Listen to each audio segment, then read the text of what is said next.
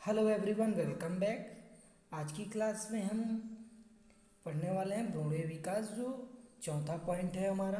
हमने इसके जो पहले वीडियो में है ना, तीसरा पॉइंट, दूसरा पॉइंट और उसका पहला पॉइंट, इन तीनों पॉइंट्स को हमने क्लियर किया है। तो आप उसको पढ़ लीजिए, उसके बाद इस पॉइंट को पढ़िएगा। चलिए मैं बताता हूँ आपको क्या भ्रूणीय विकास, किस प्रकार से भ्रूणीय विकास की प्रक्रिया चलती है। हमने इसके पहले पढ़ा रोपण की प्रक्रिया।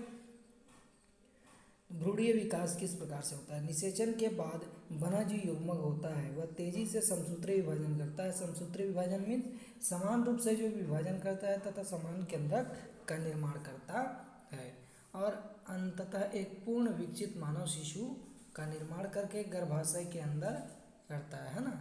मानव शिशु का निर्माण गर्भाशय के अंदर कर लेता है। कहने का तात्पर्य जो निषेचन होता है ना, वह युग्मन क्या करता है, समसूत्री विभाजन करता है और तेजी से यह विभाजन होने लगता है, जिससे वह एक पूर्ण विकसित रूप से मानव शिशु का रूप धारण करके है ना कर लेता है, जो किसके अंदर होता है, गर्भाशय के अंदर होता है।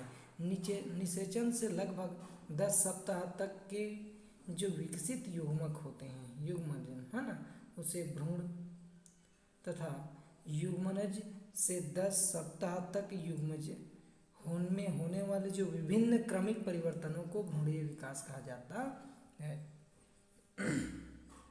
निषेचन से लगभग 10 सप्ताह के बाद जो विकसित युग्मनज होता है उसे भ्रूण कहते हैं, लेकिन भ्रूण में 10 सप्ताह बाद होने वाले जो क्रमिक परिवर्तन होता है उसे भ्रूणीय विकास कहा जाता है। 10 सप्ताह के बाद का जो जन्म होता है ना, 10 सप्ताह के बाद तथा जन्म से पूर्व तक क्या होता है, भ्रूण को फीट या फोइट्स है ना, तथा जन्म के बाद एवं 1 साल के बच्चे को शिशु कहा जाता है।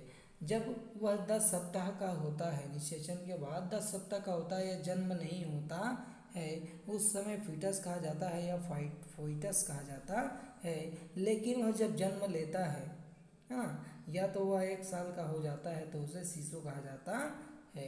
परंतु सामान्य बोलचाल की भाषा में युग्मनज के बनने से शिशु जन्म तथा प्रसव तक के विभिन्न परिवर्तनों को ही एक साथ भ्रूणीय विकास कहा जाता है।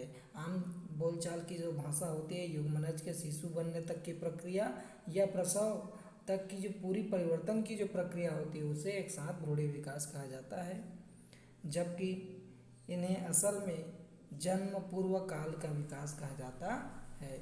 जन्म पूर्व, जब वह शिशु जन्म नहीं लेता है उस समय जो होने वाली प्रक्रिया होती है जन्म पूर्व प्रक्रिया कहा जाती है।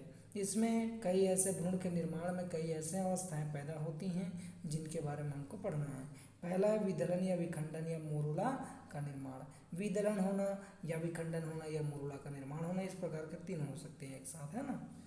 निषेचन के बाद निषेचित अंडाणु या युग्मनज में तेजी से समसूत्री विभाजन होता है। ठीक है, जो युग्मनज होगा वो समसूत्री विभाजन करेगा, जिससे कई कोशिकाएं समूह में बट जाती हैं। कोशिकाएं क्या होंगी, अलग अलग समूह में विभाजित हो जाएंगी, लेकिन इसके आकार में कोई वृद्धि नहीं होगी। वे समूह में बटेंगे लेकिन उनकी जो आकार है उसमें कोई परिवर्तन नहीं आएगी, वृद्धि नहीं होगी। ठीक है, युग्मनज के इस विभाजन होने की जो प्रक्रिया है, युग्मनज की इस प्रकार की जो विभाजन होने की प्रक्रिया है को क्या कहते हैं, जिसमें केवल इनकी जो कोशिकाएं होती हैं उनमें संख्या बढ़ती है लेकिन उनकी आकार में वृद्धि नहीं होती, उसे क्या कहा जाता है, विदलन कहते हैं।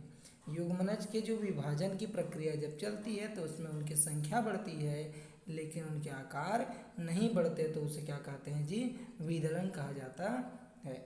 इस विभाजन से बनी जो कोशिकाएं होती हैं ब्लास्टोमियर्स कहलाती हैं। विभाजन से जितनी भी कोशिकाएं बनती है उसे ब्लास्टोमियर कहा जाता है ना। मनुष्य के अंडाणु समपितकी अर्थात योग पूरे कोशिका द्रव्य में समान रूप से बटे रहेंगे, वितरित होते हैं। और सूक्ष्मपितकी अर्थात जो योग होगा वह अंडाणु के अंदर बहुत कम मात्रा में मौजूद होता है, होने के कारण अर्थात समपितकी होने के कारण इससे जो युग्मन होता है उसमें पूर्णभंजी, है ना, पूर्णभंजी प्रकार से होता है। विदलन होता है, पूर्णभंजी जो विदलन होता है ना, पाया जाता है। विदलन के जो प्रथम जो चरण होता है ना, प्रथम विभाजन जब होता है उसमें युग्मनज मध्य अक्ष से पूर्णतः 2 ब्लास्टोमियर्स में विभाजित हो जाता है। जो युग्मनज होता है ना, अपने मध्य भाग को तोड़कर 2 ब्लास्टोमियर्स में विभाजित हो जाता है। इसका दूसरा विभाजन पहले के समकोण पर होता है। जब वह दूसरा विभाजन करता है तो पहले विभाजन के समकोण पर वह क्या करता है, विभाजन करता है। युग्मनज 4 समान ब्लास्टोमियर्स में विभाजित हो जाता है। जो युग्मनज होता है वह 4, यहाँ पर वो 2 ब्लास्टोमियर्स बनाता है, लेकिन यहाँ पर क्या करता है, वह 4 ब्लास्टोमियर्स का निर्माण कर लेता है समान रूप से।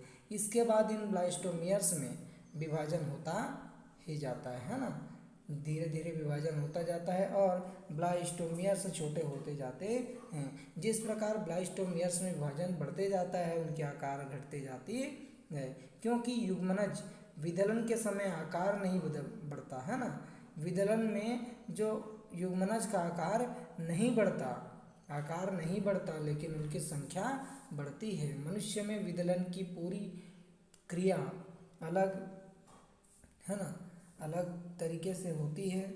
विदलन के समय जब भ्रूण 12 या 16 ब्लास्टोमियर्स का हो जाता है ना, विदलन के समय जब भ्रूण 12 या 16 ब्लास्टोमियर्स का हो जाता है तो इसे क्या कहा जाता है, मोरुला कहा जाता है। ठीक है, उसे क्या कहते हैं, मोरुला कहते हैं, ब्लास्टोमियर्स, है ना। विदलन की जो प्रक्रिया चलती रहेगी उस समय जब भ्रूण 12 या 16 ब्लास्टोमियर्स का बना लेती है ना, ब्लास्टोमियर्स में बढ़ जाती है तो उसे मोरुला कहा जाता है। ठीक है, मोरुला गोलाकार रूप से 12 से 16 कोशिकाओं की बनी शहतूत के फल के समान ठोस संरचना होती है।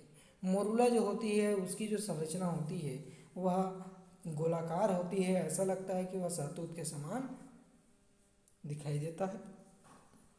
उसमें 12 से लेकर 16 तक की कोशिकाएं मौजूद होती हैं जो शहतूत के फल के समान ही ठोस रूप में मौजूद होती हैं। इसी कारण से इसे नाम दिया गया है ना, इसी कारण से इसका नाम रखा गया है। मनुष्य में जो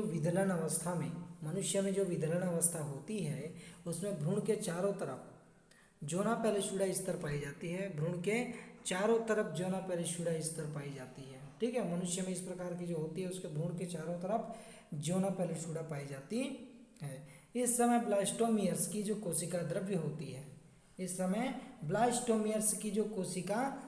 होती है उसमें वृद्धि होती है, लेकिन उसके आनुवंशिक पदार्थ अर्थात डीएनए या गुणसूत्र बढ़ता है। ठीक है, जब उसमें क्या होती है, कोशिका द्रव्य वृद्धि नहीं होती, ब्लास्टोमियर्स में कोशिका द्रव्य की वृद्धि नहीं होती, तब उसमें आनुवंशिक पदार्थ है उस अर्थात डीएनए या गुणसूत्र की क्या होती है, बढ़ोतरी होती है, वृद्धि होती है।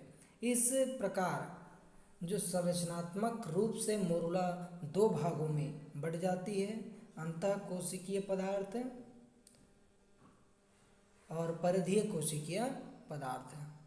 ठीक है ना, inter cell mass, outer cell mass के रूप में बढ़ जाता है और यह धीरे धीरे गर्भाशय की गुहा में पहुंच जाता है। हमारा दूसरा जो पॉइंट है वह है ब्लास्टुला का निर्माण करना। ब्लास्टुला का निर्माण करना किस प्रकार से, मोरुला अवस्था के बाद मोरुला के जो ब्लास्टोमियर्स होते हैं वे विभाजन होने के साथ साथ इस प्रकार व्यवस्थित हो जाते हैं कि उनके बीच में ब्लास्टोसील नामक एक गुहा बन जाती है। ध्यान से इसको सुनिएगा कि क्या कहता है कि मोरुला अवस्था समाप्त जब होती है तो मोरुला में मौजूद जो ब्लास्टोमियर्स होती है ना, मौजूद ब्लास्टोमियर्स वह विभाजित होती है ना, विभाजित होती है और विभाजन के साथ साथ वह एक क्रम में क्या होती है, व्यवस्थित हो जाती है। एक ऐसी क्रम में व्यवस्थित होती है जिससे उनके बीच में ब्लास्टोसील नामक एक गुहा बन जाती है। ठीक है, ऐसे व्यवस्थित रहती है कि उनके बीचों बीच एक रिक्त स्थान में ब्लास्टोसिस नामक गुहा बन जाती है। ठीक है। अब भ्रूण से मोरुला तथा मोरुला से ब्लास्टुला बनने की जो क्रिया को ब्लास्टुलेशन कहा जाता है। एक भ्रूण से मोरुला जब बनता है और मोरुला से ब्लास्टुला जब बनता है तो इस प्रकार की जो प्रक्रिया जब चलती है तो उसे ब्लास्टुलेशंस की प्रक्रिया कहा जाता है। इस पॉइंट को आप ध्यान से सुने रहिएगा कि जब भ्रूण मोरुला का निर्माण करता है और मोरुला से ब्लास्टुला का निर्माण होता है तथा इस जो प्रक्रिया जब चलती है एक दूसरे को बनाने की प्रक्रिया उसे ब्लास्टुलेशंस की प्रक्रिया कहा जाता है। इस क्रिया के दौरान भ्रूण के चारों तरफ जोना पेलिसुडा का स्तर धीरे धीरे अब समाप्त होने लगता है। मोरुला अवस्था में यह धीरे धीरे बनने वाला था, लेकिन इस अवस्था में जो भ्रूण के चारों ओर पे जोना पेलिसुडा पाई जाती थी वो धीरे धीरे अब समाप्त होगी। ब्लास्टुला में जो गर्भाशय की गुहा का जो द्रव होगा परासित होकर क्या हो जाता है, परासित होकर भर जाता है। ठीक है। गर्भाशय की गुहा में द्रव परासित होकर भर जाएगा, वह क्या हो जाता है, उसमें पराश्रित होकर उसमें भर जाता है। इस अवस्था में भ्रूण का जो OCM है ना, OCM अर्थात आउटसेल मास अर्थात परिधीय जो भाग की जो कोशिका पदार्थ होती है भ्रूण के चारों तरफ ट्रोफोब्लास्ट का एक ट्रोफोएक्टोडर्म नामक एक स्तर बना लेती है। ठीक है। ट्रोफोएक्टोडर्म नामक एक स्तर बना लेती है। इस समय ICM अर्थात इंटरसेल मास को एम्ब्रियोब्लास्ट कहा जाता है, जिसे क्या कहते हैं, एम्ब्रियोब्लास्ट कहा जाता है। ICM है ना, इंटरसेल मास अर्थात अंतःकोशिकीय पदार्थ, उसे क्या कहते हैं, एम्ब्रियोब्लास्ट कहा जाता है। ट्रोफोब्लास्ट कोशिकाएं भ्रूण निर्माण में भाग न लेकर भ्रूण को सुरक्षा तथा पोषण देती है। भ्रूण के निर्माण में भाग नहीं लेती ट्रोफोब्लास्ट, लेकिन उसका सुरक्षा और उसका पोषण करता है। जबकि जो एम्ब्रियोब्लास्ट विकसित होकर भ्रूण के निर्माण करता है, एम्ब्रियोब्लास्ट जो होती है वह विकसित होने के बाद भ्रूण का निर्माण करता है और ब्लास्टुला अवस्था में ही निषेचन के बाद 24वें दिन तक भ्रूण गर्भाशय की एंडोमेट्रियम में धंस कर स्थापित हो जाता है। 24वें दिन के बाद है ना, 24वें दिन तक जो भ्रूण होता है वह गर्भाशय की एंडोमेट्रियम में जाकर क्या हो जाती है, धंस जाती है। ठीक है। यह प्रक्रिया थी हमारी ब्लास्टुला की। ब्लास्टुला किस प्रकार निर्माण होता है, आप एक पॉइंट को देख लीजिएगा, ब्लास्टुलेशंस है ना, ब्लास्टुलेशंस, इससे क्वेश्चन पूछा जाता है। अगला जो पॉइंट है हमारा वह है ग्रेस्टुला, या भ्रूण की जो बनने की तीसरा चरण है ना, तीसरा चरण। भ्रूण की जो ऊपर 3 स्तरों का बनना, इस टॉपिक में हम पढ़ेंगे कि ब्लास्टुला तेजी से क्या होती है, विभाजित हो जाती है। ब्लास्टुला जब तेजी से विभाजित होकर अपने ब्लास्टोमियर्स की पुनर्व्यवस्थित कर देती है, जब ब्लास्टुला तेजी से समसूत्री विभाजन करती है और अपनी जो ब्लास्टोमियर्स होती है उसे फिर से व्यवस्थित करती है, पुनः व्यवस्थित करती है, तो इस प्रकार जब प्रक्रिया चलती है उसमें भ्रूण के चारों तरफ 3 स्तर बन जाते हैं, 3 जनन स्तर बन जाते हैं, क्रमशः एक्टोडर्म, मेसोडर्म और एंडोडर्म निर्माण हो जाता है। 3 स्तर का बना होता है यह। ठीक है। भ्रूण का इस अवस्था में ग्रेस्टुला तथा ब्लास्टुला है ना, इस अवस्था को क्या कहते हैं, ग्रेस्टुला कहा जाता है। जब क्या होती है, ब्लास्टुला तेजी से विभाजित होकर ब्लास्टोमियर्स को पुनः रूप से व्यवस्थित कर देती है, फिर से व्यवस्थित कर देती है। ये भ्रूण के चारों तरफ जब 3 स्तरों का जो जनन स्तर बनती है अर्थात एक्टोडर्म, मेसोडर्म, एंडोडर्म का निर्माण होता है, उस समय की उस अवस्था को ग्रेस्टुला कहा जाता है। लेकिन ब्लास्टुला से ग्रेस्टुला बनने की जो प्रक्रिया होती है ग्रेस्टुलेशंस कहलाती है। ग्रेस्टुला की ये तीनों स्तरें ही भ्रूण में विभिन्न अंगों का निर्माण करती है। जो ग्रेस्टुला की ये तीनों अवस्थाएं हैं, एक्टोडर्म, मेसोडर्म, एंडोडर्म, वे क्या करती हैं कि भ्रूण के जो विभिन्न अंग हैं उसको निर्मित करने के लिए कार्य करते हैं।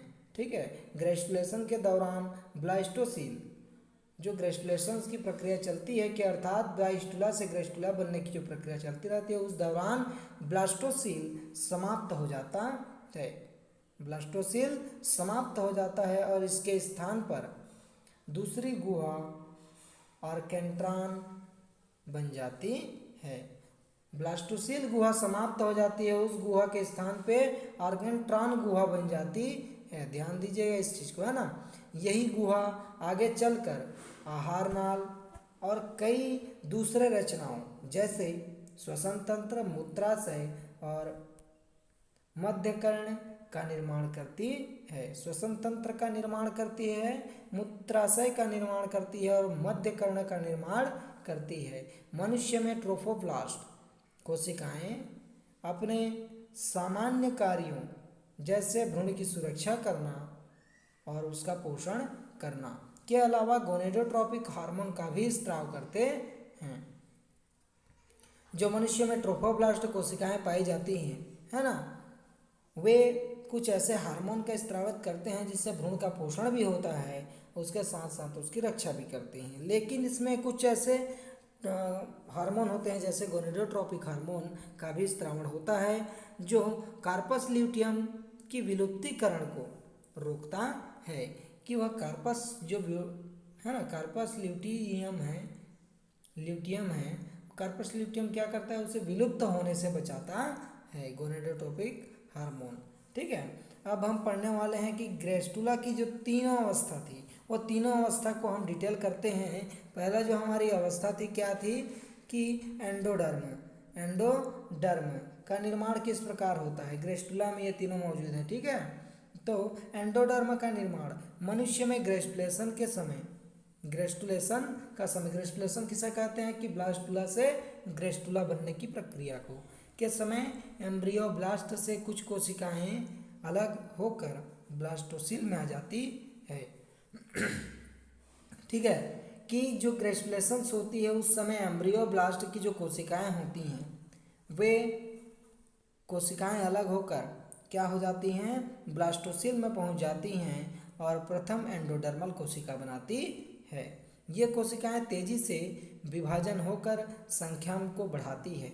ये जो कोशिकाएं तेजी से विभाजित होती हैं और अपनी संख्या को बढ़ोतरी करती हैं, इस तरीके से वह के बढ़ाते बढ़ाते चले जाते हैं और ब्लास्टोसील के बाहरी कोशिकीय स्तर की अंदर एक दूसरी कोशिकीय स्तर बना लेती है जिसे एंडोडर्म कहा जाता है।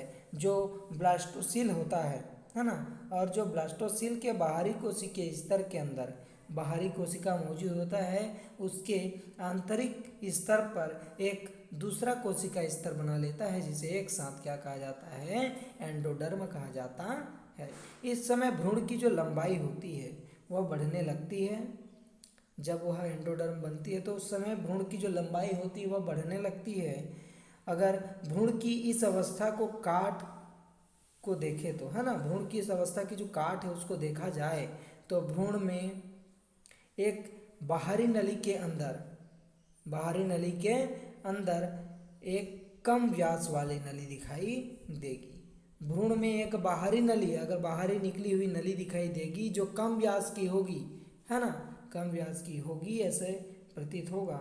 यही दूसरी जो नली होगा आर्केंट्रॉन गुहा कहलाएगी। ठीक है, आर्केंट्रॉन गुहा कहलाती है, जिसके चारों तरफ एंडोडर्म स्थित होता है, जिसके चारों तरफ एंडोडर्म मौजूद होता है।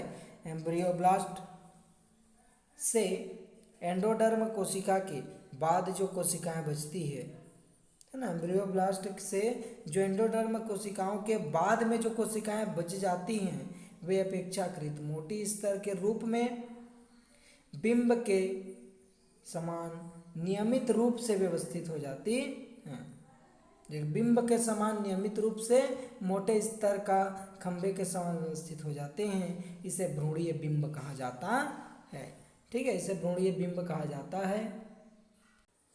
यह एंडोडर्म में मौजूद जो भ्रूण की अवस्था का अर्धकाट है। ठीक है, इसके बाद हम देखते हैं मेसोडर्म का निर्माण किस प्रकार से होता है। मेसोडर्म का जो निर्माण होगा, एंडोडर्म के निर्माण के बाद भ्रूण की लंबाई बढ़ती जाती है ना। जब एंडोडर्म निर्माण होता है उसके बाद भ्रूण की लंबाई हमेशा बढ़ती रहती है। इसका एक सिरा पतला तथा दूसरा सिरा मोटा होता है। इसका पतला जो भाग होता है वह पुच्छ का निर्माण करता है ना, और मोटा सिरा सिर का निर्माण करता है। एंडोडर्म बनने के तुरंत बाद भ्रूणीय बिंब के पुच्छ सिरे की कोशिकाओं तेजी से भ्रूणीय बिंब से अलग कर देता है ना। एंडोडर्म बनने के तुरंत बाद जो भ्रूणीय बिंब के पुच्छ सिरे से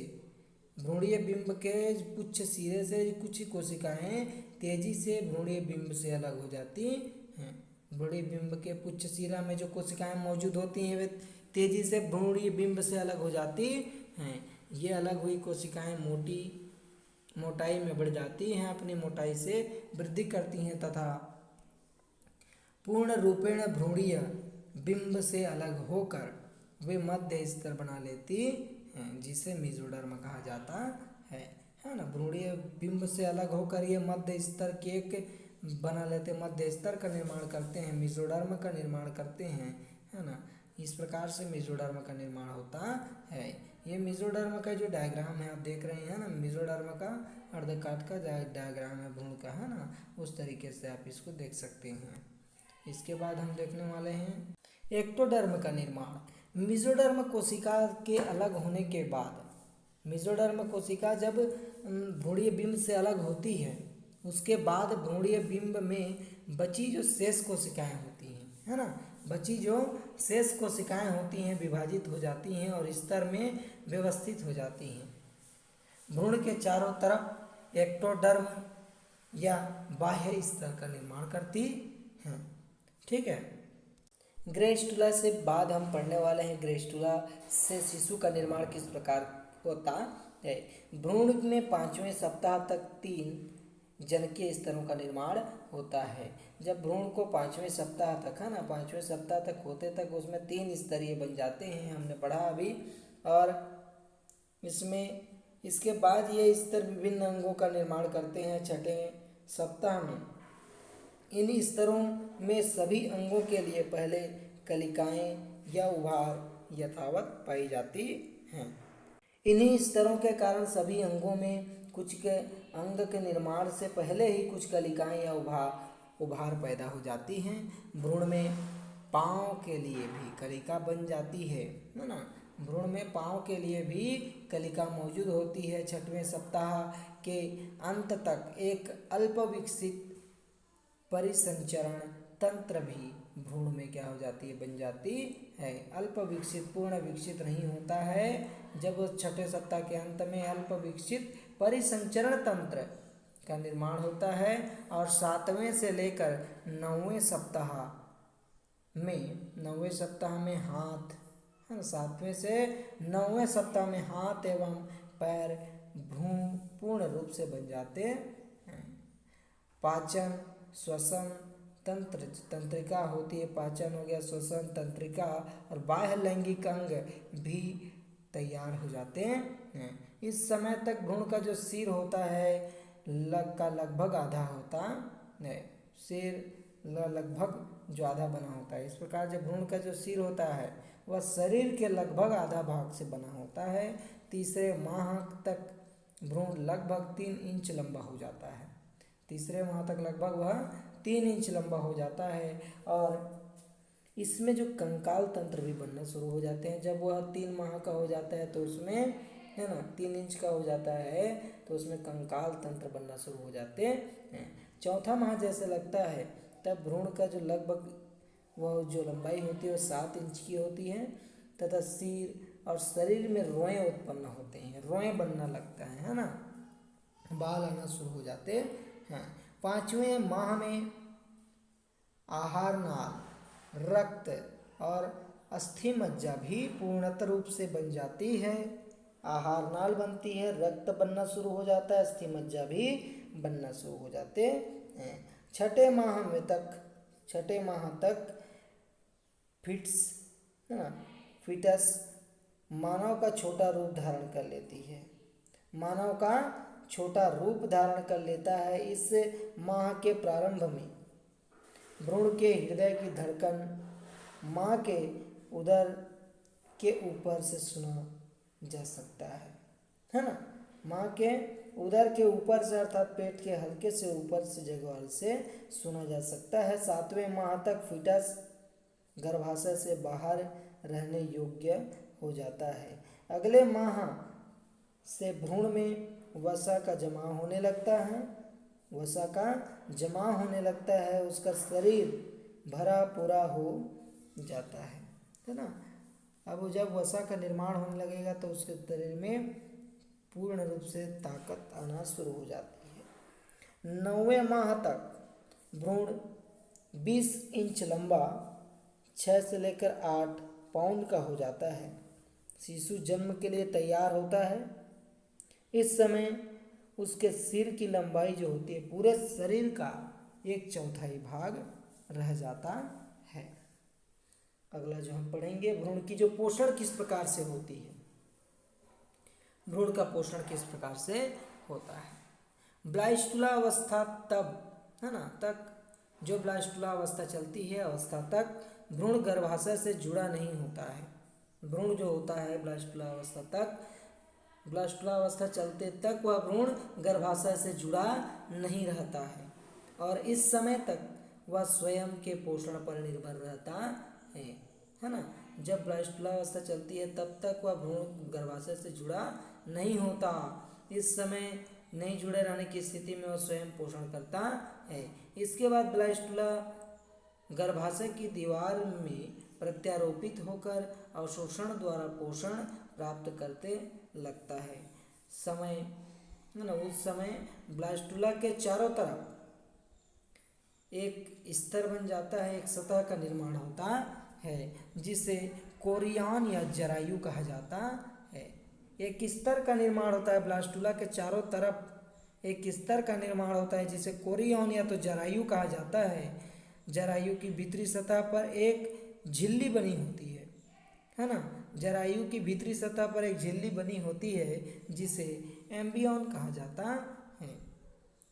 कोरियन में जो असंख्य अंगुलीनुमा संरचना बन जाती है ना, असंख्य अंगुलीनुमा संरचना बन जाती है जिन्हें जरायु अंकुर कहा जाता है। जिन्हें क्या कहते हैं, जरायु अंकुर कहा जाता है। इन्हीं अंकुरों के द्वारा भ्रूण के कोरियन का संबंध, भ्रूण के जो कोरियन का संबंध गर्भाशय से रखा जाता है। गर्भाशय की आंतरिक दीवार पर भी जो अंकुर बन जाते हैं, गर्भाशय की आंतरिक दीवार में अंकुर बन जाते हैं। ये दोनों अंकुर गर्भाशय तथा भ्रूण की दीवार को जोड़ देते हैं, है ना। ये जो दोनों अंकुर होते हैं, दोनों अंकुर गर्भाशय तथा भ्रूण की दीवार को आपस में जोड़ देते हैं। इस जोड़ को अपरा कहा जाता है। इस जोड़ को अपरा कहते हैं जिससे गर्भाशय और भ्रूण आपस में जुड़े होते हैं। अपरा के अंकुर गर्भाशय की दीवार में धंसे रहते हैं। ये अंकुर गर्भाशय की रक्त कोशिकाओं से पोषक पदार्थ तथा ऑक्सीजन विसरण की क्रिया द्वारा लेते हैं। ये जो अंकुर होते हैं वह गर्भाशय से रक्त कोशिकाओं से पोषक पदार्थ ग्रहण करते हैं तथा O2 विसरण की क्रिया द्वारा लेकर भ्रूण अपनी त्याज्य वस्तुओं को भी विसरण के द्वारा माँ के रक्त में पहुँचा देता है। ठीक है, जो भ्रूण त्याज्य वस्तुओं को त्यागता है उससे माँ के रक्त में प्रवेश करा देता है। एम्ब्रियन झिल्ली के भीतर एक द्रव भरा होता है। एम्ब्रियन झिल्ली के अंदर एक द्रव भरा रहता है जिसे एम्बियोटिक द्रव कहा जाता है। एम्बियोटिक द्रव कहा जाता है। इस द्रव में भ्रूण गर्भावस्था में तैरते रहता है। उस गर्भ के अंदर, उस झिल्ली के अंदर द्रव मौजूद होता है जिस द्रव में वह भ्रूण क्या होता है, तैरते रहता है। प्लेसेंटा बनने के कुछ समय बाद प्लेसेंटा या भ्रूण के बीच एक रज्जु सदृश रचना बनती है। प्लेसेंटा और भ्रूण के बीच एक रज्जु सदृश जो दिखाई देती है है ना, वैसे रचना बन जाती है, जिसे नाभि रज्जु या नाभि नाल कहते हैं। ठीक है, नाभि रज्जु या नाभि नाल कहा जाता है। नाभि नाल का एक सिरा भ्रूण की नाभि तथा दूसरा अपरा के मध्य भाग से जुड़ा रहता है। ठीक है, दूसरा जो पॉइंट होता है वह अपरा के मध्य भाग से जुड़ा रहता है। ठीक है, जो पहला भाग हमने कहा कि भ्रूण के नाभिक से जुड़ा रहता है, दूसरा भाग होता है उसके मध्य भाग से जुड़ा रहता है। इस नाभिनाल में धमनी शिरा विकसित होता है। इस नाभिनाल में धमनी और शिरा का विकसित होता है। धमनी द्वारा माँ का जो शुद्ध रक्त होता है वह भ्रूण तक पहुँचता है और शिरा द्वारा भ्रूण के अंदर जो दूषित रक्त है वो माँ के शरीर में शुद्ध होने के लिए चला जाता है। भ्रूण ब्लास्टुला में से जन्म तक पोषण, है ना, जन्म तक पोषण और दूसरी क्रियाओं को माँ के द्वारा पूरा करता है। भ्रूण जो होता है वह ब्लास्टुला अवस्था में जन्म से लेकर पोषण तक ब्लास्टुला अवस्था से करती है, लेकिन दूसरी क्रियाओं को माँ के द्वारा पूर्ण कर लेती है।